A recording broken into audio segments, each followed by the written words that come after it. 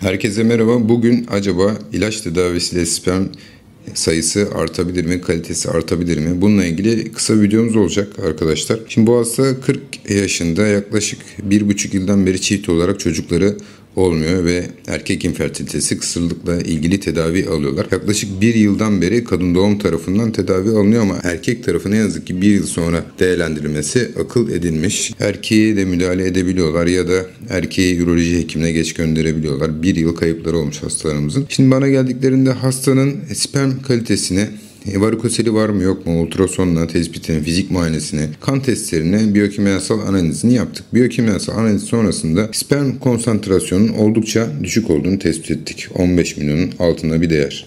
Gördüğünüz gibi burada. Sperm hareketliliği normal gelmiş. %40'ın üzerinde. Sperm morfolojisine baktıkları zaman %4'ün altına gelmiş. Şimdi bu üç değer çok kıymetli ve önemli. Morfoloji demek şekil, şemal. Yani normal spermde 100 tane spermin 4 tanesinin Kruger kriterlerine benzeyen şekil ve şemalde olması gerekiyor arkadaşlar. Sonrasında kan testlerine baktığımız zaman kan testlerimizde testosteron seviyesinin oldukça düşük olduğu tespit ettik. 2,86 gelmiş. Vitamin seviyelerimiz gene, folik asit seviyemiz çok düşüktü, oldukça düşüktü. Folik asit seviyemiz 2,92 olarak gelmiş. Gördüğünüz gibi 2,92'de oldukça düşük. Optimal seviyelerin bayağı altında. Çünkü folik asitte hücre bölünmesi ve sperm kalitesinde çok önemli bir rol oynuyor. B12 seviyesi keza gene 175 olarak gelmişti. Diğer hormon seviyelerimiz normal aralıkta olduğunu söyleyebiliriz. Mesela sperm üretilmesini uyaran hormon olan FSH değerleri yaklaşık 1,32 değerindeydi. O alt sınırdaydı. LH değerimiz de alt sınıra yakındı. Biz bu hastaya ne yaptık? Bazı ilaç tedavileri başladık. Hastamıza yaşam tarzı değişiklikleri, beslenme, diyet, hafif egzersizler gibi birçok egzersiz önerdikten sonra hastamıza 1 ay sonra tekrar bir kan testi yaptık. 1 ay sonra test sonuçlarımızda testosteron seviyemizin oldukça yükseldiğini, 2,86'dan 12,69'a çıktığını, folik asitin 20'li değerlere çıktığını, vitamin B12'nin 2000'li değerlere çıktığını, östrojen seviyesinin yükseldiğini, LH seviyesinin yaklaşık 5 katının arttığını, FSH seviyesinin yaklaşık 3 katına çıktığını gördük. Burada bu değerler bizi sevindirdi. Östrojenle testosteron arasında daha önceden bir dengesizlik de vardı hastamızda. Testosteron 2,86 iken östrojen değerimiz de 75'te. Obez bir hastamızdı nispeten.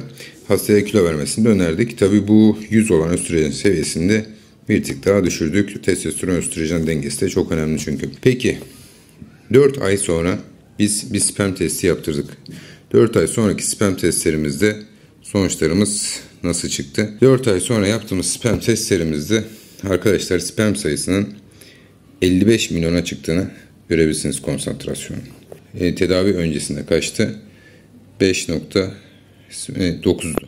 Yaklaşık 10 katına çıkmış oldu. Onun dışında hareketliliğimiz düşmedi. Aynı seviyede kaldı.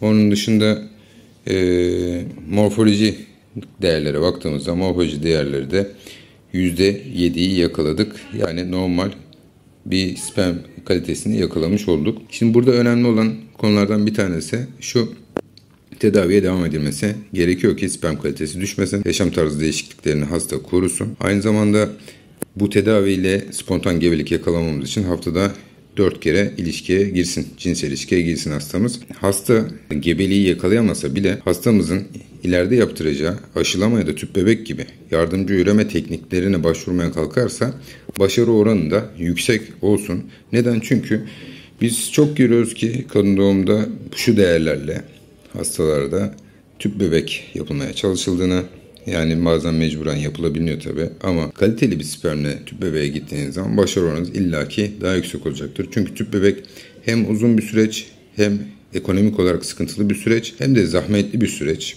Başarısızlık olduğu zaman çiftin morali çok bozuluyor. Çifti etkiliyor bu durum.